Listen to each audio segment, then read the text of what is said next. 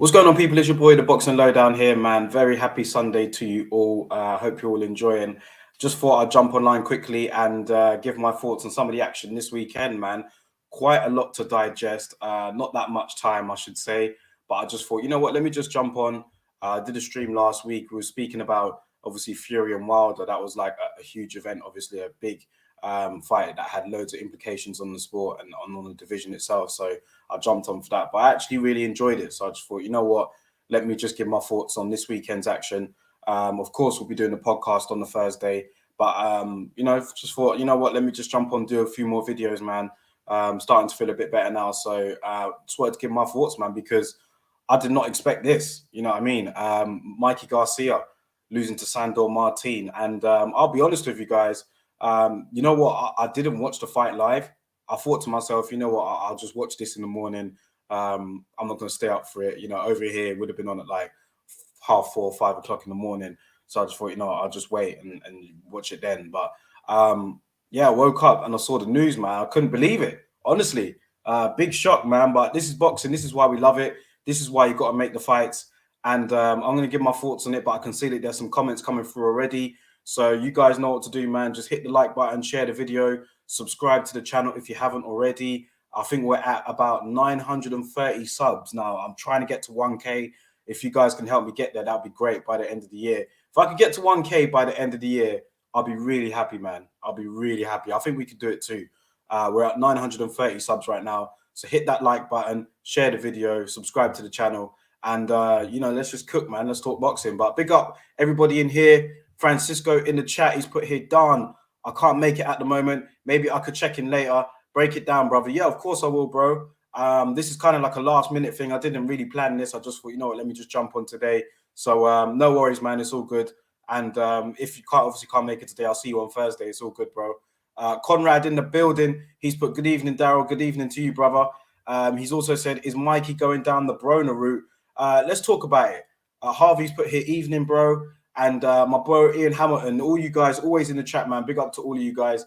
Ian Hamilton has just put here, Garcia just looked like he expected to do the bare minimum and get the big fight next. This game has a way of exposing laziness. You're absolutely right, Ian, bro. You're 100% right. Let me give my take on it. We'll speak about Mikey Garcia now. Like I said, I didn't watch it live. I just thought I'd watch it the next day. And, obviously I caught wind of the result before I watched it because obviously my phone was going off and I went on Twitter and I just saw everybody talking about it. So I just thought, let me just have a look and watch the fight. And, Mikey Garcia, like I said on the podcast on Thursday, his attitude going into this fight, you know, he seemed very disinterested, wasn't really motivated. And he's been like that for a while. I mean, you've only got to look at his inactivity. Mikey Garcia has barely fought. I think someone said it's like fought 7 fights in the last 7 years. Now, of course, we know he had that 2-year layoff with Top Rank.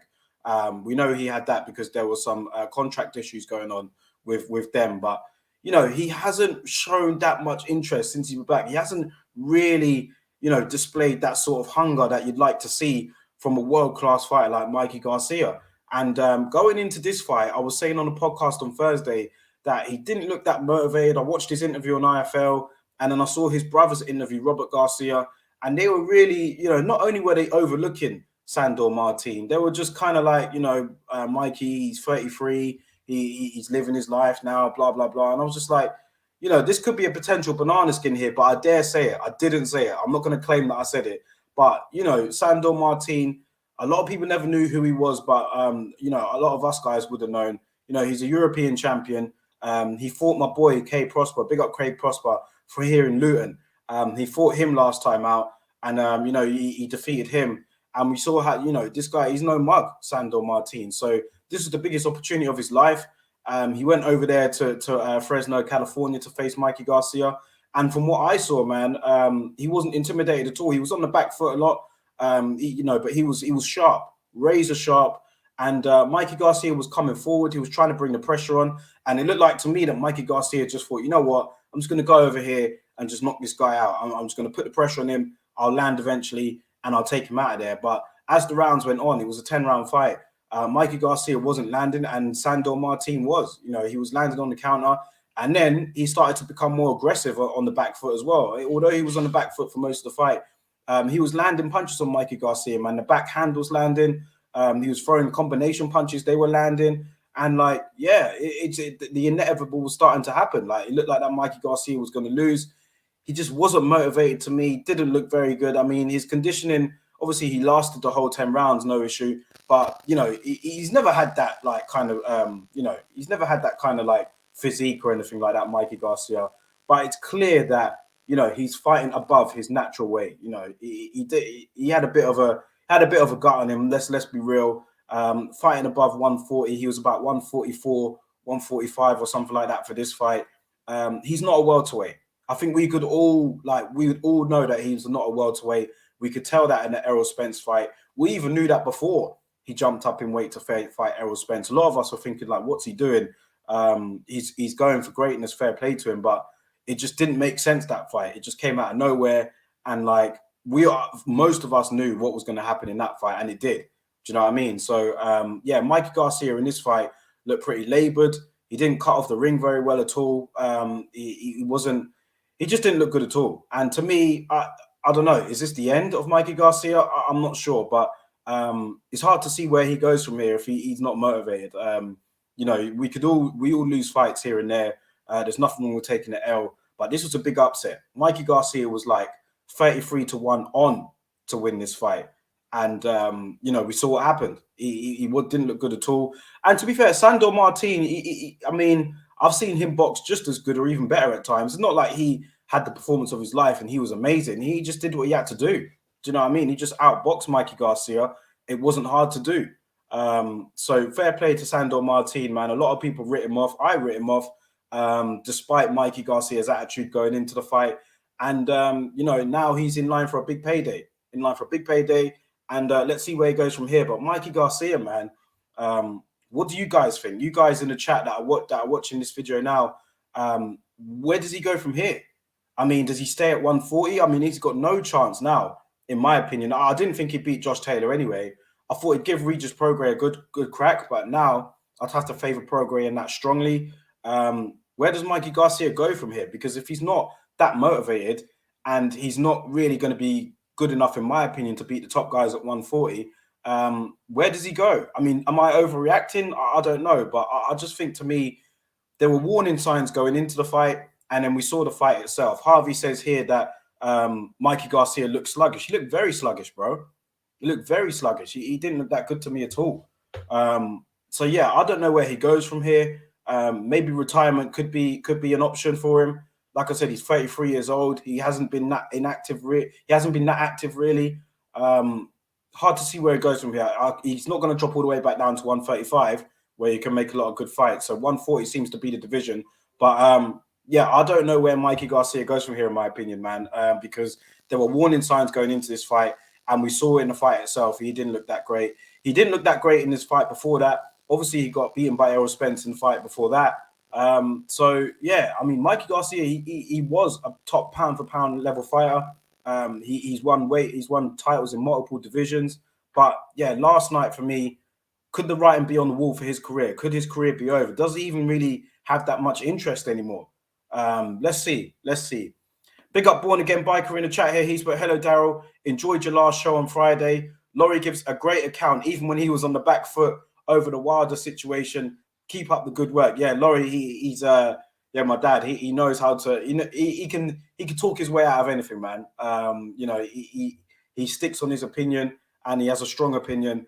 And you know, he obviously did. You have to give credit to Tyson Fury for his performance against Deontay Wilder. Laurie was obviously going for Wilder in that.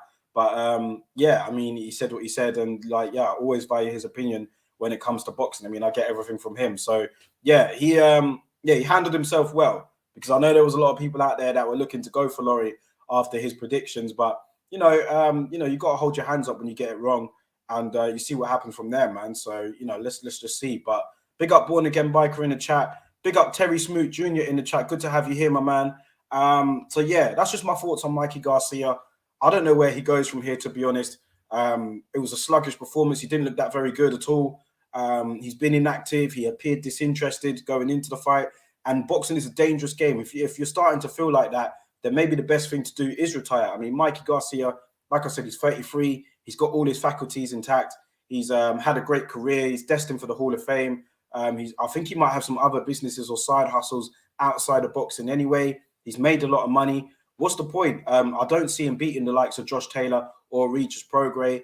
I can't see him dropping back down to 135, 147. He's not going to be competitive at that weight. I think that's been clear now. So where does he really go? What does he really do after this? Does he have a rematch with Sandor Martine? There was no rematch clause in the contract, so Martine doesn't have to rematch him. He could have that fight on his terms, So let's see what happens here. Be interesting to see. I don't know if you guys have seen some of the interviews. I was looking for some Mikey Garcia interviews after the fight. I came across ES News, Ellie Setback, and the nut hugging in that video was just unreal, man. It was just it was hard to watch. Do you know what I mean? Ellie Setback was basically saying that he felt that Mikey Garcia won the fight and all this stuff. And, that sort of stuff's not good for him, man, because he clearly lost. I think the scorecards were 97-93 twice. And one judge, for some reason, had it a draw, which was a terrible scorecard because Mikey Garcia clearly lost that. But, I think when they sit back down and have a look at it, really, Mikey Garcia will be thinking to himself, although Sandor Martine is a good opponent, he's European level, that's a top level. Mikey Garcia is a level above and he shouldn't be losing to a Martine, but he did. So let's see where he goes from here. Ian Hamilton in the chat has put here, don't like to say the activity cliche, but for some, it can do you in. Would have loved Taylor versus Garcia at 140, but Garcia really needs to look at himself to see if he still wants it. I agree, man, because like I said, Ian, you probably saw the interviews as well on IFL or Boxing Social or wherever you saw it, but he just didn't look interested at all. Like I said, he's been very inactive in his career. I just don't see Mikey Garcia in the game for too long. 33 years old. Won, titles in 4 different weight divisions. His place in the Hall of Fame is probably secure. So, what's he really going to do now? Be interesting to find out, man. But yeah, that's just my thoughts on Mikey Garcia. Very disappointing from him. We'll chat more about that on the Thursday. But yeah, very disappointing from him. And big up Sandor Martine as well. Do you know what I mean? Let's see where he goes from here. I think he'll probably stay at 140. There are some fights for him to be made out there. He said to Eddie Hearn afterwards that he wants to have the big fights. So hopefully he gets one. I mean, he deserves one for getting this win. This was a big fight in himself for him. But hopefully he gets another big fight and, gets to make some serious money after this. He deserves it after that win because he was a huge underdog traveling all the way to California. And that's really Mikey Garcia territory, really. So to get the win there, fair play to him, man. All the credit does go out to Sandor Martine. Now, let's speak about the boxer show that took place in Newcastle last night. There were quite a few names on the bill. There was Chris Eubank Jr., there was Huey Fury, Savannah Marshall was also on the bill. We'll start off with Huey Fury against Christian Hammer. Huey Fury, for me, he's still developing as a heavyweight. He's not to be mentioned amongst the top heavyweights, so to speak, as of now. But, Christian Hammer was a good test for him. He's been out of the ring for a little while. So I thought that Huey Fury looked pretty good. Nothing to really jump off my chair about or anything like that. But he defeated Christian Hammer in 5 rounds. Hammer retired after the 5th round, citing an injury. But for Huey Fury, it's just good to be back out there, man. He's still quite young in terms of being a heavyweight. So it'll be interesting to see how his career is guided and where he goes. Who's he going to fight next? I mean, there's loads of heavyweight contenders out there. There's loads of young bucks out there as well. Huey Fury's actually fought, some decent competition in his career so far already. When you look at it, even though he hasn't won the matches, he hasn't given a bad account of himself. Joseph Parker in that fight, Kubrat Pulev, you know what I mean, and Povetkin. I don't think that Huey Fury disgraced himself in any of those fights really, and he's still learning. So let's see where he goes from here. I mean, like I said, it wasn't the most entertaining fight in the world. Even Peter Fury afterwards was saying that there's more to come from Huey Fury. It was really more just shaking the rust off. And, he did that against Christian Hammer. We all know who Christian Hammer is. So I want to know where Huey Fury goes from here, who he fights next. Because when I look at it, I don't put him in the mix in the top 10 or anything like that. But I don't know. Who would you put him in with? I mean, I don't even really know. We'll just have to wait and see, I suppose. But good win for Huey Fury. Chris Eubank Jr. was on the bill last night as well. He, for me, he wasn't that impressive to me. He started to he picked up the fight quite slow. I think that his opponent, Chris Eubank Jr. was saying that his opponent was a southpaw when he thought he was an orthodox fighter, and it took him a while to kind of like get into the groove of things. But I mean, you can kind of let him off, really. I mean, with everything that's been going on outside of the ring for Chris Eubank Jr., you do have to, give him a bit of a bly if he does say that, maybe his head wasn't completely in it as so to speak earlier on. But, he picked it up later on in the third or fourth round. And then in the fifth round, he started breaking his opponent down. And that was also a fifth round retirement as well. Do you know what I mean? The guy, I forgot his name, sorry, but he pulled out citing an injury, citing a broken rib. So Chris Eubank Jr. for me, though, needs to, probably forget about the whole like Roy Jones sort of stance. And I mean, I know Roy Jones is his trainer, but I could see he was still trying to do new things in there.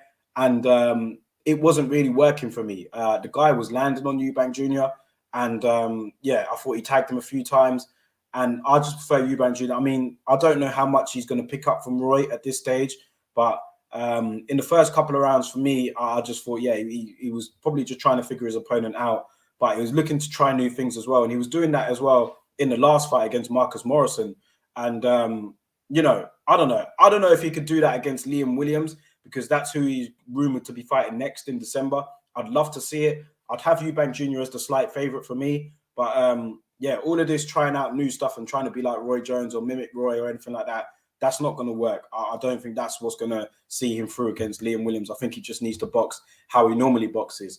But let's go through to the chat here. Ian Hamilton has said, Huey Fury will always be good against fringe world level, but will always lose to guys at the upper level. He did well last night. There's someone who stands out next for him. Yeah, I think I agree. I think that I don't know if I can't. In my opinion, I don't think Huey Fury will be a world champion at heavyweight. Could he become British champion? Sure. European champion will be difficult. World champion, not for me so far. But hey, I mean, who am I? I'm just a person in front of a computer. You know what I mean? So it's just my opinion. But yeah, I think there's a lot to come from Huey. I mean, he is young. I will say that he is young and he's still got a lot to learn. But as of right now, when I look at the other heavyweights out there, I don't really see Huey Fury defeating those guys right now. But I mean, let's see. He's still got a lot to learn. Harvey has said here, I'm still not convinced that Roy's training style works well with Eubank's good attributes, in my opinion. That's what I saw last night as well. I mean, I was watching it and I just thought, I'm not impressed with Eubank here at the moment. Like I said, he's got a lot going on outside of the ring. Of course, there was the death of his brother. Rest in peace to Sebastian. But he, even in the Marcus Morrison fight, I saw Eubank Jr. trying to do new things. Maybe it was because of the level of opponent that he was fighting. No disrespect to his opponents, but maybe Eubank Jr. thought to himself that, I'm just going to go out there and try new things, and let's see how it works out for me. Maybe when he does step up against the Liam Williams or someone like that, he might not try all of that stuff. But for me, it wasn't that impressive. He got tagged a few times in the earlier rounds against his opponent. I thought his opponent won the first round for sure. And, in the other rounds, I just thought it took a while for Eubank Jr. to catch up with his opponent. He did eventually. The writing was on the wall. We always knew that he was going to catch up with him eventually. And, he probably got robbed of a knockout win, a highlight knockout win that he would have liked to have had. But I thought that Eubank Jr. was okay. But how much more are you really going to learn at 32 years old? Ian Hamilton says here, what can we say about Eubank? We expected him to do what he did. At 32, he really needs a big fight next because he gives it verbally, but he needs an actual statement win. Yeah, it's true. When you look at it with Eubank Jr., his statement win really came over James DeGale.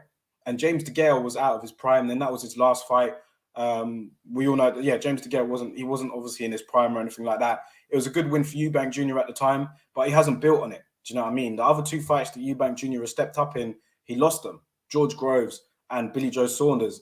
He lost both of them. I know that the Saunders fight was quite close in the end, but even yesterday, I saw signs there that if he was to rematch Billy Joe Saunders, I just think that Billy Joe Saunders would still be there. I still pick him over him because I saw signs that he was finding it difficult to come to grips with that southpaw style. Billy Joe Saunders does box as a southpaw, and I'd have him as the favorite over Eubank Jr. for sure. But I think Eubank Jr. still has a lot to work on, man. I don't know if Roy can get it out of him, but he definitely appears to respect him more than anyone else, obviously. He's saying that he's learning from him, and it's a work in progress. Do you know what I mean? It's a work in progress between the two. Let's just see how it works out. Hopefully that Liam Williams fight is next. Now, I tweeted on my Twitter page yesterday that I'm hoping that Chris Eubank Jr. and Liam Williams will be next. And Sonny Edwards actually quote tweeted me, and he said that fight has already been kind of like announced by Eddie Hearn. And obviously Eddie Hearn has got nothing to do with this fight. But I think Eddie Hearn, apparently on an interview, I haven't seen it, he basically said that that's what Sky are going to be doing in December. So bit cheeky from Eddie Hearn, really, to, kind of be publicly announcing fights that's got nothing to do with him. But I haven't seen it. That's just what Sonny Edwards said to me. But then afterwards, you saw when Chris Eubank Jr. had his post-fight interview, he was mentioning Liam Williams a lot. So maybe it is true, but we'll see. I'd love to see that next. I think it makes sense. Probably the top two middleweights in the country right now with them two. So let's see it, man. I'd love to see it with them two, Liam Williams and Chris Eubank Jr. I'd love to see it. It'd be a great fight. I'd slightly favor Eubank Jr., but Liam Williams, we saw what he could do against Demetrius Andrade, man. He put him under a lot of pressure. So who knows? It could be a toss-up, but let's see it. That's the sort of fight we need to see Eubank Jr. in, not against some of these foreign imports, man. We need to see him in with a real opponent now. Like Ian said, he's 32 years old now. So let's see what happens. Let's see what happens. Mohamed Zishan has said here, would I like to see Eubank Jr. versus Liam Williams? Personally, I want to see him fight Billy Joe. That's another, obviously, that's a bigger fight commercially, for sure. I'd love to see him with Billy Joe in a rematch. I'd love to see that as well. That would obviously be a bigger fight, but I just don't think that it will happen. When I look at the way how them two has been speaking to each other and who feels that who's the A side, and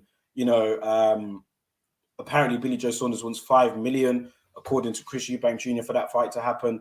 I can't see it. I just can't see it. They've tried to have this rematch before over the last few years, and they've just never got round to reaching an agreement to make it happen. There's always been some sort of stumbling block. They can't agree on terms, and I don't think it'll be any different. Billy Joe Saunders just got a career high payday against Canelo Alvarez, probably the best pound for pound fighter in the sport right now. He's not going to be making any concessions to Chris Eubank Jr. And then when you look at Chris Eubank Jr. and you see what he has to say about it, he's not looking to make any he's not looking to back down from any demands from Billy Joe Saunders either. So yeah, I don't know. I don't think he'll be met. I think the Liam Williams fight would be more realistic. I think Liam Williams will just want to get in there, and he'll be prepared to take the smaller slice of the pie in order to get the fight with Eubank Jr. He'll strongly fancy his chances in that fight. So I don't know if the Billy Joe Saunders fight will happen. Billy Joe Saunders actually said as well, he was just like, if I don't get the fight with Chris Eubank Jr., then I'm going to retire. So let's see. Let's see. I guess there's still a lot to come from that situation. But at the moment, if you were to ask me if that fight was going to happen, I'd love it to happen. But realistically, I don't think it will. I think that we're more likely to see Eubank Jr. against Liam Williams next. But let's see. Conrad in the chat here, he's put, will Eubank Jr. have a big fight at all in the future? He's not the youngest anymore either. Yeah, as Ian said, he's 32 years old now. So, he's no spring chicken. Do you know what I mean? So let's see where Eubank Jr. goes. I think even he admitted it himself that, he needs to kind of have a big fight now and, move on. He said that circumstances were preventing him from getting the big fight. We all know about the COVID situation. I remember when he was supposed to be fighting Jamal Charlo, when them two were on the same bill in America, that looked like that was going to happen, but then it didn't. Obviously, I think COVID hit after that. So yeah, I guess he's been a bit unlucky in some ways, but hopefully he gets that fight, man. I'd love to see him in there with any of those guys. The middleweight division, sorry, I'm just going off on a tangent here, but the middleweight division has to be one of the most disappointing divisions out there right now. When you see the talent in that division and the fights that are not being made, it is very disappointing. Demetrius Andrade, Jamal Charlo, Gennady Golovkin, Chris Eubank Jr. There's all these middleweights here, and none of them are facing each other. Do you know what I mean? We've got Demetrius Andrade, who's got another fight coming up against Quigley. That's not what people ask for, but, no disrespect to Quigley. Gennady Golovkin's fighting Murata in December, so that is like a unification fight, I suppose. But, Golovkin has been inactive for how long now? So he's obviously on the slide as well. And yeah, just the Charlo and Andrade situation. The middleweight division is very disappointing, man. When you see some of the names in there and the fights that are not being made, it's disappointing. It's disappointing, man. Danny Derrington in the chat, big up, man. He's put here, I feel Eubank Jr. is about to get the Billy Joe fight to raise his profile. Does Billy Joe talk about him? Well, hey, I mean, I'd love to see it. I'd love to see if it does. You know, when you speak to Eubank Jr., when you say raise his profile, Eubank Jr. actually feels like he's the A-side. He feels like he's the A-side in this fight. I don't agree with him. I think that Billy Joe would have to get it because he's beaten Eubank Jr. already. You know, like I said, he's fought Canelo. And, you know, Eubank Jr. hasn't fought on that sort of level for quite a while. So I would have Billy Joe as the A-side in that fight. But his career is kind of on the slide now. Eubank Jr., I guess, is on the up with the whole Sky and Boxer thing. So, yeah, Billy Joe does talk about him as well. But, yeah, I just don't know. For me, I just can't see that fight happening. I just think the Williams fight is much more likely to happen, man. But, listen, I'll take either of them. I'll take either of them. Ian Hamilton has said here, Eubank Jr. versus Williams would be interesting. Williams would bring it to him. Interesting if it happens. Depends if Billy Joe would be motivated. Yeah, he did say that the only fight that will motivate him now is the Chris Eubank Jr. fight. That's what he said. So if he is to make that fight, then they're gonna have to meet in the middle somewhere, because both of them are very hard-headed, it seems, and it doesn't appear that anyone's willing to budge. I think the Liam Williams fight will happen. I think Liam Williams will bring it to him, but Eubank Jr. kind of likes that. He kind of likes people coming to him. So that's where he kind of rips off his uppercuts and everything else. But I don't know. Under Roy Jones, man, I see like Eubank Jr., he's kind of doing this now. And, you know, he's putting his hands in front of him. Like Roy Jones, that's what he used to do. Eubank Jr. is obviously, he's not on the same planet as Roy Jones. But, like, I see him trying to mimic a few things from Roy. I'd like to see Eubank Jr. just get back to doing what he does best. And that's the sort of fight that will make it a great fight with Liam Williams, because Liam Williams will bring it. He'll come forward. He'll look to attack the body. He'll bring it to Chris Eubank. It'll be a great fight, but I just think that sort of plays into Eubank Jr.'s hands, and that's why I'd favour Eubank Jr. over him. But if Eubank Jr. is not 100%, he's shown that he can get caught. And, you know, Liam Williams shared the ring with Demetrius Andrade, a world-class fighter. So, you know, he's going to be sharp. He's going to be ready to go. So let's see what happens, man. I really am interested in that fight, and I think we should get it. There were rumors that fight could be pay-per-view, and I hope that's not true. I hope that ain't true. I saw that on Twitter yesterday as well. That's not a pay-per-view fight for me. Not at all. It's a great fight for Saturday fight night, but it's not a pay-per-view fight. No, I mean, we're going too far with this now. Let's just see what happens, though. Harvey in the chat says here, I don't see the Billy Joe Saunders fight happening either. I don't see it happening, bro. I'm not even trying to be pessimistic or nothing like that, but I just don't see it happening. I don't see that fight happening right now. But listen, good win for Chris Eubank Jr. He got the stoppage win over his opponent, 5th round retirement. He moves on. Hopefully we get to see him again in December or January, whenever it is. And hopefully it's a big fight. Let's see what happens, man. Also on the bill, just want to round off with this.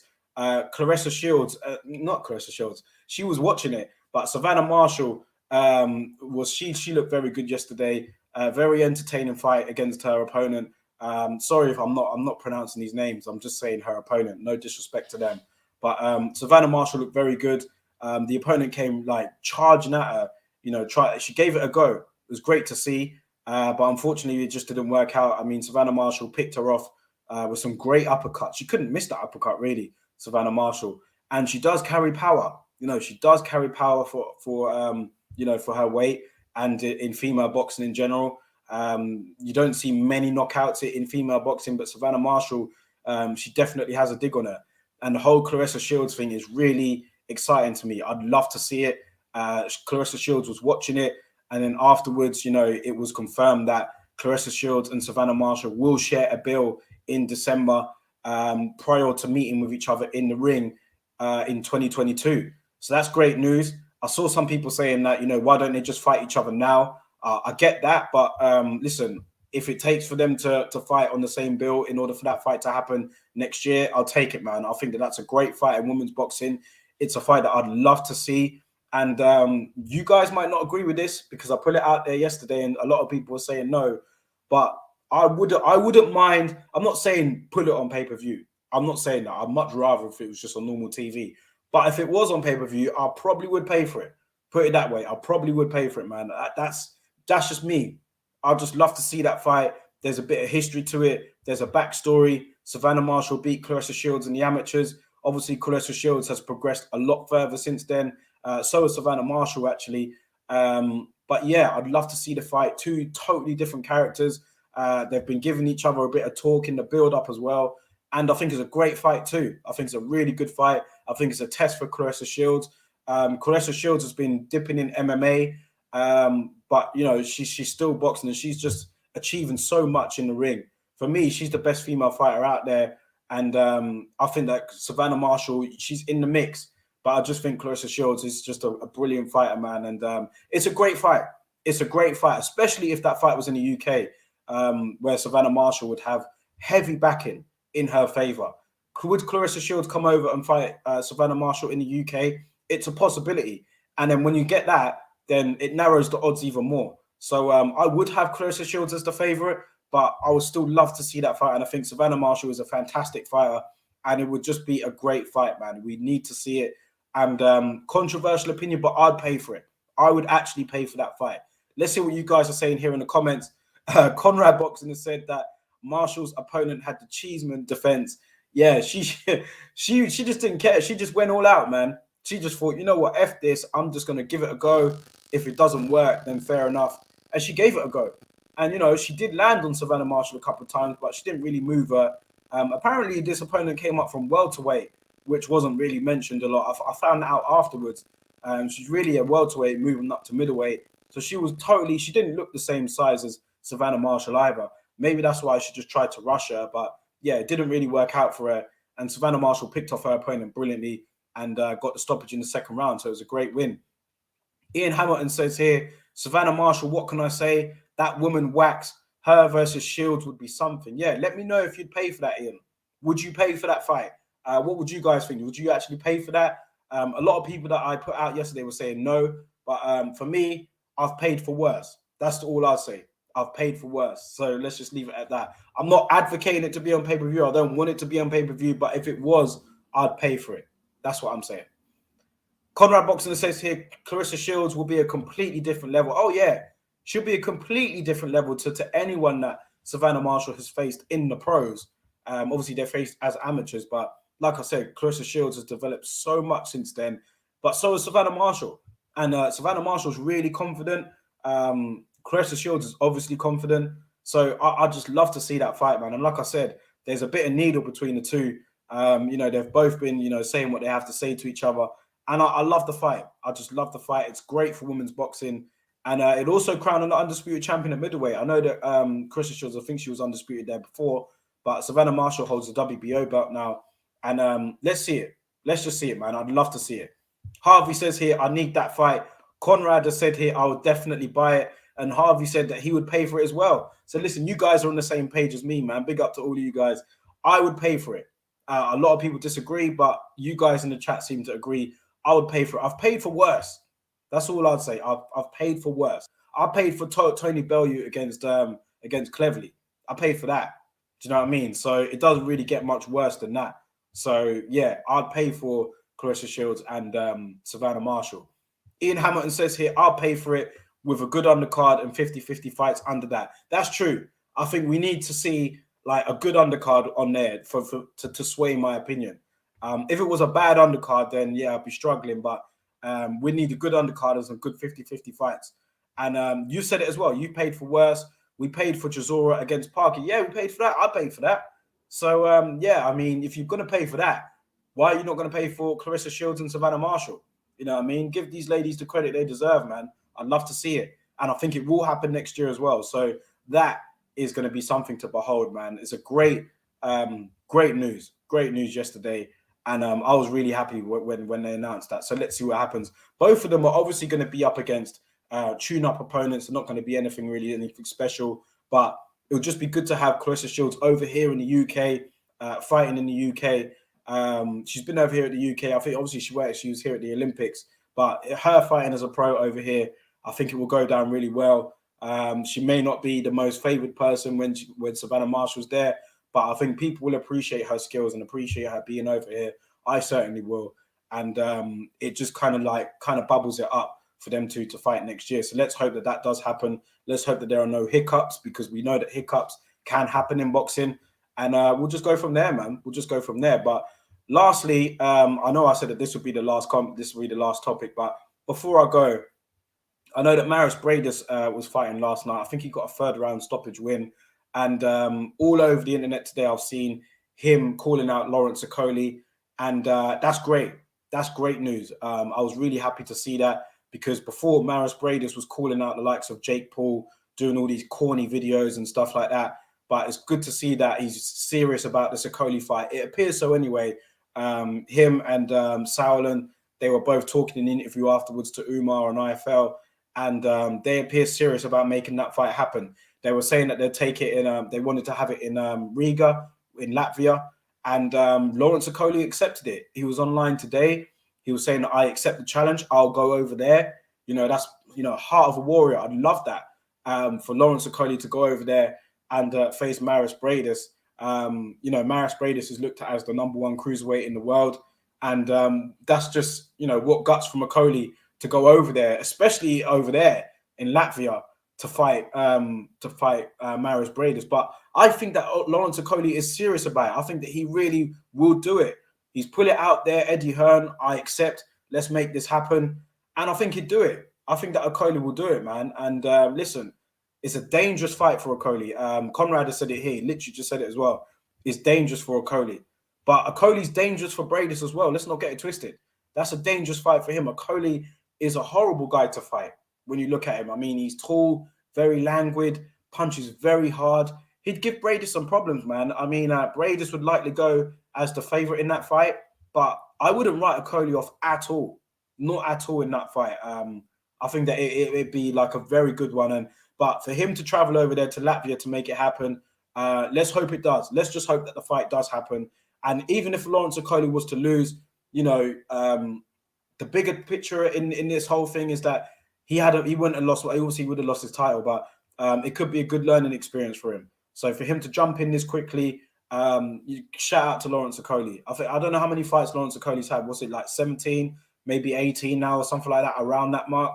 He's still very early on in his career. He's still got a lot more to achieve. So to take this Bradis fight now, it'll be a great learning fight for him. And I think that it's he needs this sort of fight as well, because I think that he could raise the level even more. If he's going up against opponents like his last one, I know it was his mandatory, there's only so much of them you can take. I think that Lawrence Okoli needs a huge fight, and the Maris Bradis fight does make sense. And let's see it. Let's see it, man. I'd love to see it. Ian Hamilton has said here, Okoli needs the unifications. That would be some guts to go over there to Latvia. I was expecting the fight in this country, but that would be something if he did the opposite. Yeah, imagine, like, it's a huge statement for Lawrence Okoli to go out there to fight Maris Bradis in Latvia. That would take a lot of guts, man, and he deserves a lot of credit if he does do that. Like I said, on social media today, he was very upfront. He was just like, he was saying, yeah, bring it on. I accept the challenge. I'll go over there. So, and when you look at how his career's panned out and just how his life has panned out, Lawrence Okoli, and what he's achieved in such a short space of time, who's putting it past him to actually do that? I believe that Okoli would do that, man. I don't think that he's capping at all. I think that he would actually go out there and fight Maris Bradis over there in Latvia. So let's hope that the offer is good. Let's hope that, that they're able to agree terms.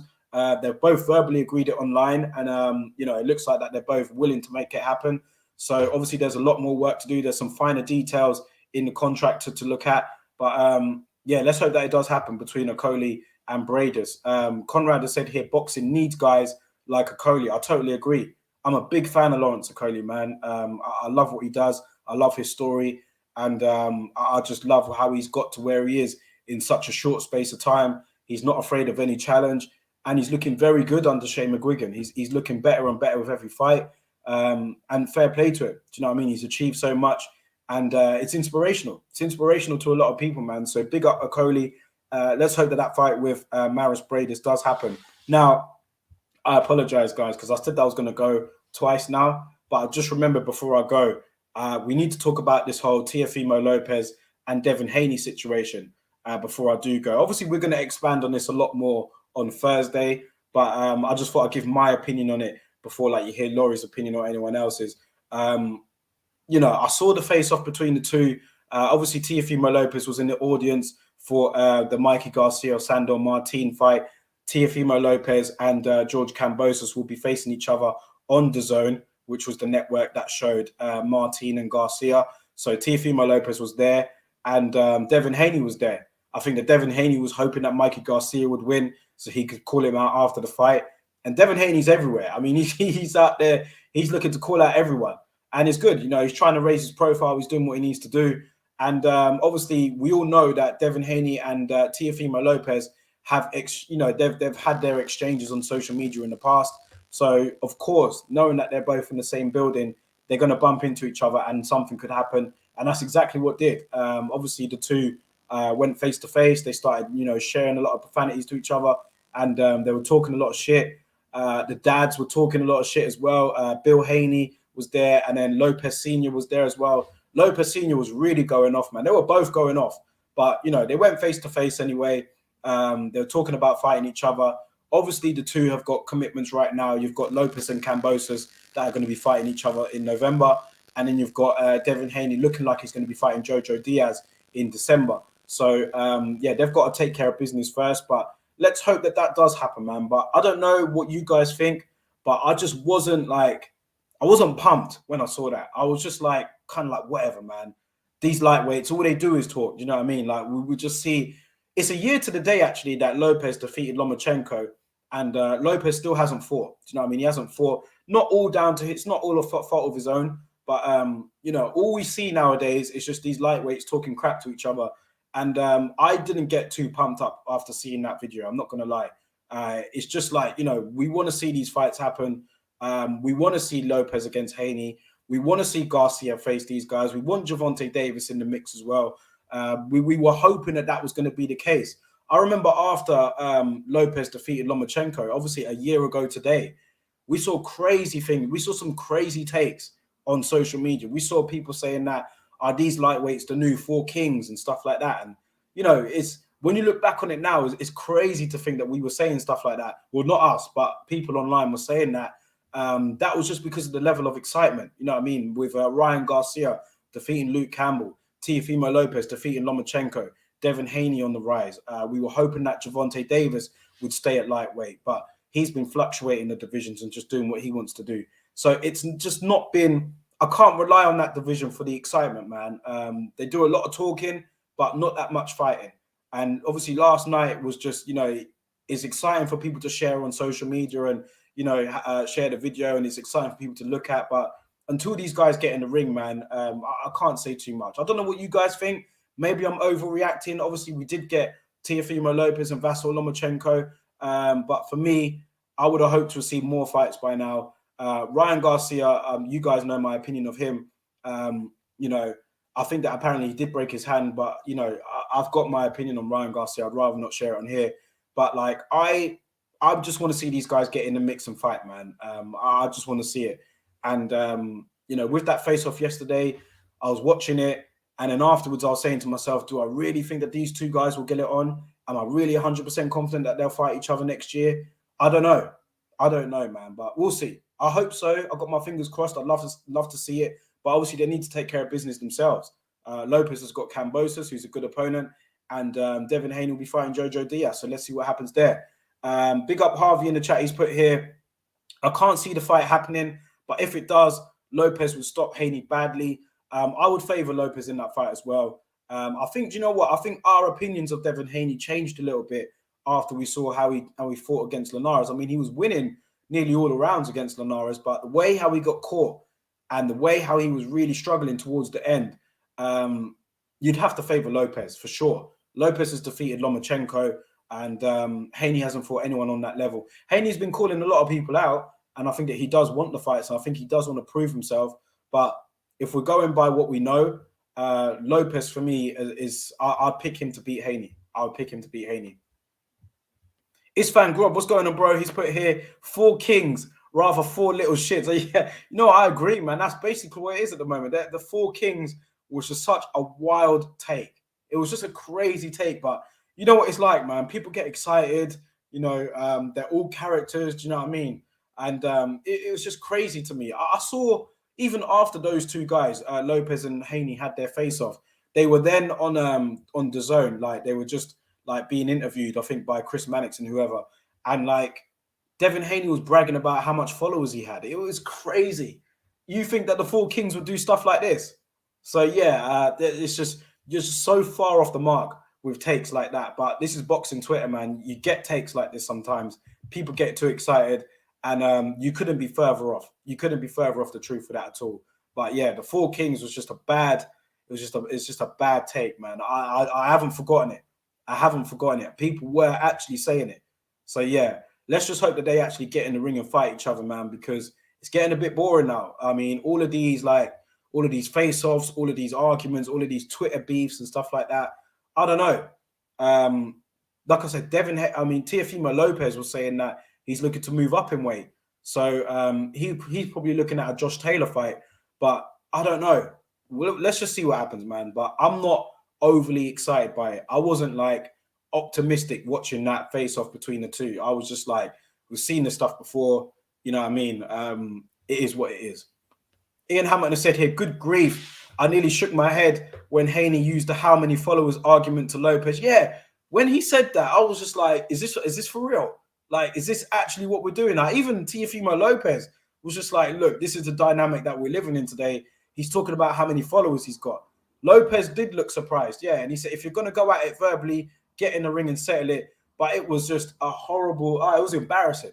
It was embarrassing seeing that, man. I was just like, he's really bragging about how much followers he's got. I mean, it's crazy. It's crazy. Conrad has said 4 cringes. It was cringe for real. It was cringe, man. I wasn't like overly impressed by it all. Not at all. Ash has said here, big up Ash. He's put, to be fair, he bragged about the followers when Tio said that he's a bigger star. Followers is a big thing in the modern era when deciding this. Who do you guys think is the biggest star? Well, for me, I don't know. I mean, the whole followers thing, Ash, man, I just think, like, do you think that back in the day, any of these guys was any say anything like that? You think that Thomas Hearns or Sugar Ray Leonard would say to each other, oh, look how many followers I got, man? Do you know what I mean? It's just a bad take. I think it just didn't go down very well at all. You know what I mean? All this, I'm a bigger star and all this stuff. Like, you guys have got so much more to achieve in your career. You've achieved a lot, not taking away anything from your achievements, but at your age and your potential, there's so much more to do. And just, you know, let's just see it, man. Like, your careers are made of big fights like these. So let's just hope that they can make it happen for sure. Big up, like, quite a few comments in here. Conrad has put here, for anyone who is older than 20 years old, Tio is bigger easily. Asher said here, let's pray that the Jojo fight happens. Yeah, I hope so. I really hope it does happen. I think it will.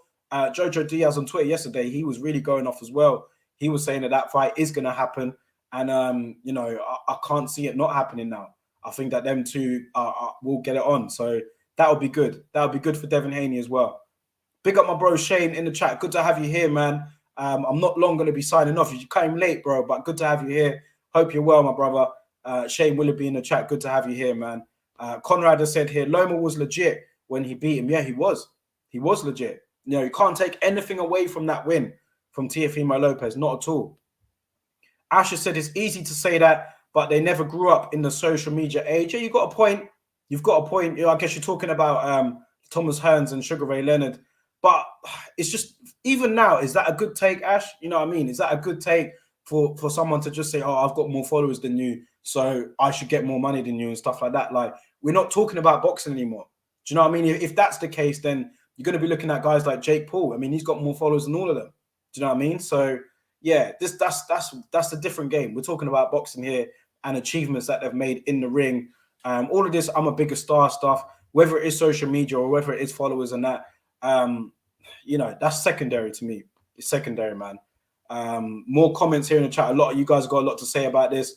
Right, Asher said here as well, Ryan Garcia is the most annoying one. I agree with you on that. I agree with you on that, bro. Definitely. He's a semi-pro boxer these days. I'm not his biggest fan at all. I've made no secret about it. I'm not his biggest fan at all, Ryan Garcia. Ian Hamilton has said here, Lopez is clearly bigger. He got the big win and talks smack like a 90s rapper At least he can drop a diss track. Yeah, he's very good talker, Lopez. And he talked his way into that Lomachenko fight and he won it. Do you know what I mean? So, yeah, Lopez for me is bigger. Conrad has said here, oh, he's talking about the fantasy league. That's something else. Shane has said here, we are in an era where social media is used as an indication for purses. Absolutely, you're spot on, Shane. You're spot on. And that interview there between those two afterwards, I mean, I know they had their face off, but that interview that they both had on the Zone after basically exposed that. You know, they're talking about how much followers they got and using that as a basis as to who should get more money. So, yeah, I don't agree with it. I get what Ash is saying as well. I mean, we're in a totally different generation now. You know what I mean? And social media does have a big impact on sport and everything in general. So I get where he's coming from there. But it's just unfortunate, man, that's your argument. Do you know what I mean? In terms of like, you know, you're trying to get a fight or you're trying to be the A side against an opponent and that's your argument. Do you know what I mean? How many followers you've got. It just doesn't go down well for me. It just don't go down well. Maybe I'm just too old. I don't look at myself as old, but maybe I'm just too old for that generation anyway. Do you know what I mean? But yeah, interesting. Let's see what happens, man. I'm not overly optimistic, but we'll see if they do fight next year or not. Obviously, they've both got business to take care of, and it's good that they're both in some fights. I mean, I like watching both of them, but let's hope that they do fight. Shane thinks that they will. To be honest, they both fight. I think that they'll both fight. I believe them. Maybe I'm naive. I think that from the body language and the way how they're talking, I don't think that either man will back away. But obviously, there's still a lot to do in terms of like agreeing the details and stuff like that. And when you saw Devin Haney talking about how many followers he's got and all that stuff, you get the impression that maybe it won't be that easy to negotiate a contract between the two. I mean, they're both up for it, but you've still got to sort out the finer details. And I think that it will probably be difficult negotiation there. Both of them do fight on different networks. So they'd have to work away on that. But let's see. I mean, guys have fought on different networks before if the fight is big enough. So let's see what happens, man. But one thing that was concerning was that, you know, Teofimo Lopez's dad said that Teofimo Lopez will look to move up in weight very soon. So will Haney look to move up in weight as well? Will they be able to agree on it next year at 135? It will be interesting to see. Conrad has said here, one football coach here recently made a good statement about this. My players are more afraid of the reactions on Instagram than what the coaches are saying. It's true. That's very true. He said it's definitely a new generation. I agree with that. Asher said here, I may have missed this earlier, but Eubank versus Williams on pay-per-view. Williams is British level. Yeah, we did talk about that earlier, Ash. We did talk about that, but nothing's been confirmed yet. But I did hear that it could be on pay-per-view. And if it is, that's just like you. I just feel that's totally wrong. I don't agree with that at all. It's kind of like one step forward and two steps back. And when you have one step forward in making this fight happen, a fight that people want to see, but two steps forward, two steps back for putting it on pay-per-view. Let's hope that's not true. But I'm getting a bad feeling that it might be, because you're not the only person that I've heard say that now. There's quite a few rumors circulating about that. Let's hope that that's not the case. But that is not a pay-per-view fight for me. Not at all. No way. No chance. It's a good fight. A very good Saturday fight night. But pay-per-view, nah, not for me. WM, what's going on, bro? He's put here, Haney will be the last four kings standing. He is the truth and he beats them all. Haney, for me, wants all of these fights. I'm convinced. I don't think that he's afraid of any of the challenges. He wanted the Ryan Garcia fight. We saw what Ryan Garcia did there. He wants the Jojo Diaz fight. He wants the Lopez fight. He calls out everybody. And I really do believe that he does want it. But let's see. I'd favor Teofimo Lopez over him. But, you know, let's see it. You know, I'll be happily proven wrong. I do like Devin Haney. But it'll be interesting to see who does come out on top of there for me. Let's see. Ian Hamilton has said here, the Haney, how many followers you got argument wasn't far off. Broner's the hood. Thought I won argument. You laugh so hard that they say this stuff. Asher said here, have I spoke on the AJ trainer issue? I haven't, no. Well, we did speak about it, obviously, on the show last week on Friday, where Laurie was saying that he believed that AJ, I mean, he did actually call it, and we're waiting to see if that does happen. But on the show on Friday, Ash, he did say that he felt that, well, he spoke to a few people who were giving him some clear indications that AJ could be seeking out a new trainer. And we've seen since then, over the weekend. AJ has been in America. He's been visiting the gyms. He's been visiting the Reynoso gym. I think he visited the Virgil Hunter gym as well. So he's been out there visiting different gyms. But how much could we really look into that? I mean, he could just be visiting those gyms legitimately. People do that. I mean, like when they go away, they tend to go to like the famous gyms just to drop in, you know, and say what's up and stuff like that.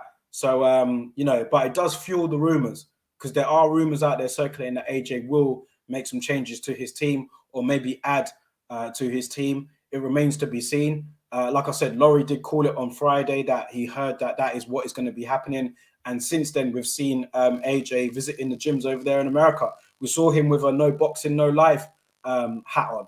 Do you know what I mean? So who knows? I think it would be beneficial if he did do it, Ash, if he did get a new trainer, or if he did get some additional people on his team. But we'll see. I wasn't convinced before. I thought that AJ would stay loyal to Rob McCracken. I just can't see him getting rid of him completely. But who knows, man? Be interested to see how it goes. Haney wants these fights. Yeah, I agree with that. And they all beat Garcia. I think they beat Garcia too. But Garcia, for me, I mean, he's a good fighter, but like, you know, I don't know of him at this point. I don't know of Ryan Garcia, man, for sure. Isfan Grob says, I'd love to see Savannah Marshall, KO, Clarissa, Big Mouth, Shields. Well, let's just hope that happens next year, man. Obviously, like I said, Savannah Marshall, we all know she's got a win over Clarissa Shields. Listen, I really wouldn't want to see that. I really want to see that fight. I do. I really am up for that fight. And like I said, I'd pay for it. I'll pay for that fight. That's how much I want to see it. And can Savannah Marshall knock out Clarissa Shields? I'd have Clarissa Shields as the favorite for me.